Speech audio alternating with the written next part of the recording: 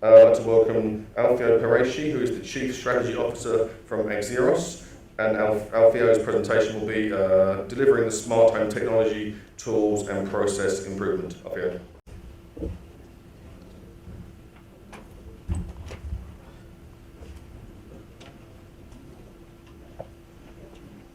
Okay, thank you everybody. Seems like there's no HDMI cable here, so I can bring up my presentation. It's pretty late, it's been a long day, so I'm trying to, let me say, keep everyone awake with this. And talking about something different. Can we move to the next one? Yeah, perfect. So there was a lot of hype about smart home services, and I will just picture some of the acquisitions. So Samsung acquired SmartThings for about 220 million, and was a few months ago. A few years ago, AT&T acquired Sabu. British Gas just 2 months ago purchased for 1 million AlertMe, and obviously talking about Google and Nest. So this brings really a lot of movement in the industry, and the expectation that this will bring revenue back to the operators and even to the OTT providers like Google. What about the challenges about here? Customer care. Well, customer care because the technology is very diversified, and there's really no technology standards down there for that. Lots of standards, but not one single standard accepted. Then to market because pretty much everything is built as a consumer product. So off the shelf, consumer go there, purchase things, and then they try to connect. That doesn't work. That's reality. Supply chain, because when it comes to offering a comprehensive service, and when I say comprehensive, I mean something that goes from the logistic, the assurance, the delivery, and also the quality. There is no end-to-end supply chain management software that you can purchase as an operator, as a service provider. And obviously there's a huge risk for the service provider to lose business to the over-the-top people. I mean, at the end of the day, it's just connectivity. And that is something that obviously scares the big telcos worldwide. If you think of the initiatives run by Verizon with Fios, AT&T, GT Life, or Orange with the M2M initiative, or Deutsche Telekom, all of them are trying to capture this market, but none of them has actually been successful so far. And obviously, some countries are raising issues about data privacy, because we are putting together things like awareness of people being in certain premises, or controlling certain appliances that actually show if the premises is inhabited or not. So thieves can make use of this data if they can make some kind of entrance into this system. And it needs to be open to diversity suppliers, which is not the case right now. All of the ecosystem for smart home are pretty much closed ecosystems. So all of these challenges are surfacing when it comes to building the service for the service provider. The vision, and we'll start talking about this operator here, which is Luce in Norway. The vision is to have all of the smart home components, ranging from the intrusion detection, to the metering, to the microgeneration for distributed power supply, the welfare services, the smart home control, and the electrical appliances control, and obviously you've heard about the announcement of Elon Musk about small batteries and the use of those batteries in an electrical vehicle to be as a power supply for the house. So all of these is kind of a vision that it should be able to work together, but it is not right now. So the business problem that we faced at Axiros came up from this small utility in Norway. It's the biggest actually utility in the south of Norway, but still a small one. Which, as many utilities in Europe, they had to comply with the European regulation on smart metering, which actually prescribes two things: being able to connect meters to the grid, to the communication grid, and being able also to implement those use cases that provide benefit to the end user, to the customer, like being able to trade energy, being able to sell energy, being able to make some kind of energy saving initiative. So this regulation is now active in Europe, and all of the utilities in Europe have to comply with this regulation by 2017. So this is a huge cost. cost money, and Lucy decided to turn this cost problem into a business opportunity. How to do that? Well, basically, in order to be able to ensure privacy and protection of the data, all the data for smart metering in Europe must be encrypted with a set of hard cryptographic algorithm and smart cards, which is different, for instance, from the United States smart metering initiative. But this implies an additional equipment into the house, and this equipment should be able to provide some additional benefits. Like, for instance, the demand response or peak shaving use cases, which ensure this benefit I was talking before. A lot of money to spend, but also a business opportunity. Why? Because in this way, that additional equipment becomes the central point for selling a comprehensive set of services. And that was good. I mean, Lucy started to create this ecosystem of devices, adding some nice user interface, adding also some cool stuff like a door lock with the voice over IP camera, which connects directly to your smartphone. This is operational, by the way, right now. And it will end up in a comprehensive set of gadgets which people can purchase. But then the problem is how to sell that. How to make sure that this business initiative is not failing because either it is too difficult to buy and install, or it is too costly to make the installation by means of technicians. Basically, the idea was, can we make something that becomes self-installing?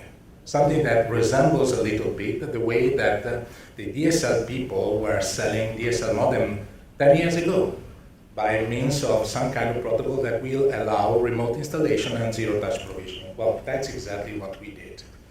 We helped Lucy to design a platform which will actually allow people to purchase on an e-commerce store every kind of gadget, connect this gadget in the house without the need of a specialized technician, and have all the functionality of real-time usage, energy usage, device management. By the way, it's G069, and we made use of some of the interesting experience that we did. And one of the experience I was listening, I was very pleased to hear that you're happy about the satellite stuff, because there's Axiros behind that on device and technology.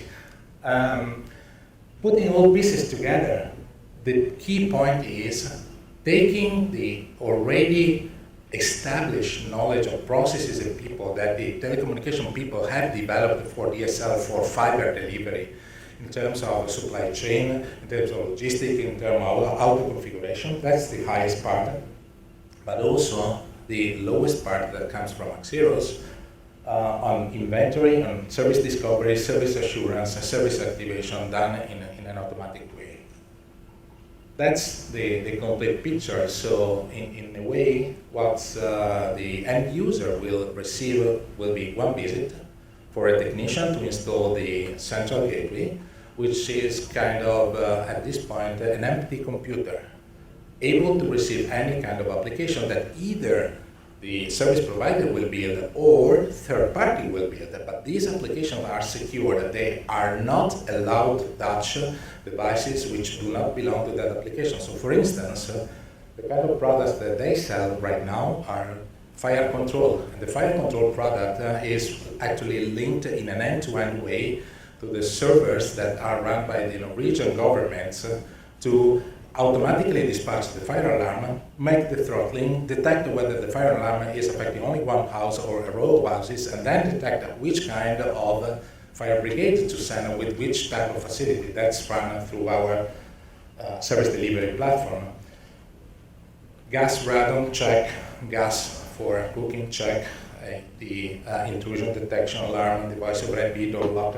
All of these products are purchased in an e-commerce style. You, as a customer, will go to an e-commerce website, will simply check what you want, and then an automatic chain of logistic warehouse configuration will send the gadgets. You just need to open up the back, plug into the power plug, and they will automatically configure themselves.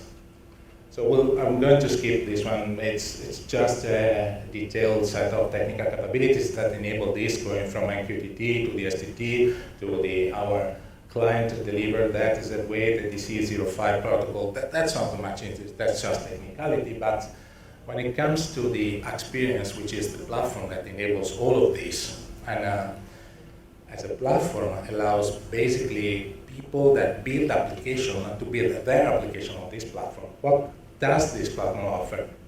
Starting from the left side, think life cycle management. So the ability to build an application right now that goes into some kind of device and then change the behavior of that application, which is not just software delivery. Maybe you want to add more devices, maybe you want to add more drivers, maybe you want to change the way that the application will perform. So that's that inside. Data analytics we provide. Think software film cycle management, context management. Context management is relevant when you think for instance, how you protect your house. You protect by means of an alarm sensor, you protect by means of a video camera. But one thing that you want to understand is whether you also have all the power in the house. And if the video camera is not sending signal, that maybe is a chance that you don't have communication or you don't have power. And you want to be able to elaborate that context. Service monitoring, data collection from different type of devices, and also capability to integrate the vertical services, like in this case, that's the smart metering and smart grid generation, which plugs back into the electrical grid for the ability to basically divert some of the production to a different direction. Software agents to enhance the capability of the things gateway. To make an example, I believe that a few months ago there was an announcement here in Singapore that the 2G license will be reclaimed. And there's plenty of 2G devices that are currently using that network. But in the future, pretty much all of the chipset for mobile reception will have the capability to range from 400 megahertz up to 5 gig. The only thing you need is software-defined radio, which at the end is an ability you can configure from remote. And that's exactly how you want to make your device have a much longer life cycle.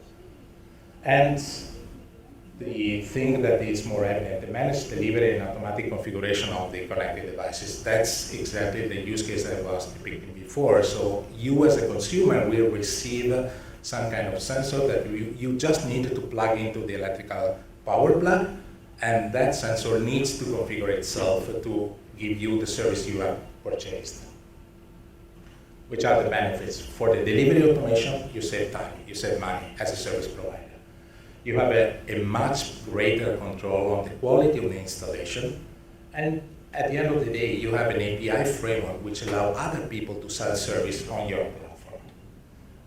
For the personalization of context management, it is basically the ability to use this platform to connect data that come from different applications and build a much more useful service. This is becoming relevant right now for everything related to welfare. Think about the fact that this company is selling services to the organizations in the government that care about elderly and sick people, because they are able to reduce the amount of visits required from the medical and paramedical people to provide assistance to those people. And then data analytics, which is the biggest thing in the IoT. So connect all these data sources in a way that give a comprehensive dashboard. This is just the business case that's underlying the thing. Looking at the service, we see a delivery, support, and monitoring and restoration phase. So for the delivery, the manual installation of an alarm, about 1 gateway, 16 sensors, it's about 4 hours. At the prices in that region, $65. Support, the average handling time for a call for a customer care agent that does not have this tool will take 35 minutes, and that's about $11 US. 30% average call rate per year, so you expect to receive at least 1 call from every customer every 3 years. Monitoring, if there's no continuous monitoring of all these devices, then you will not be able to give SLAs. You will be forced to pay at least a 0.1% SLA violation per subscriber per year. And then the restoration. How do you do any kind of restoration activity when you do not control remotely the configuration of that? So that is the picture of the costs for such an installation.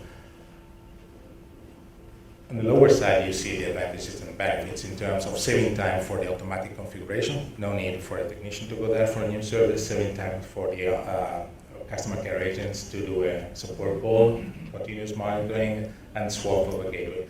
Over a 100K subscriber, that's 6 million a year saving, which is nothing, 100K. The expected delivery rate for this type of services in the United States is going to be 900,000 houses just from now till the end of the year. And needless to say, Singapore is going to be the smart nation. So this is something that is becoming relevant also for this region. And this is how we think these services should be designed. From a concept perspective, every application developer should have the ability to choose the user experience, define the cloud application, choose the hardware components, and define the business model, so how to deliver these services in a way that it will be effective from a commercial model perspective. Then on the technical side, they develop prototypes. But those prototypes, once fixed, should be deployed and productized so that all of the functional performance, security, and at the end of the day, user experience testing can be done on the same platform you used for the delivery of the prototype. And then it must be operational. So the way we think is there should be only one platform to follow the entire cycle. So that is pretty much all the thing. We as a company are coming from the open and device service management. We tried to bring this knowledge into the smart home and the Internet of Things. And the result, I hope I was able to show to you in this presentation. It's pretty much finished.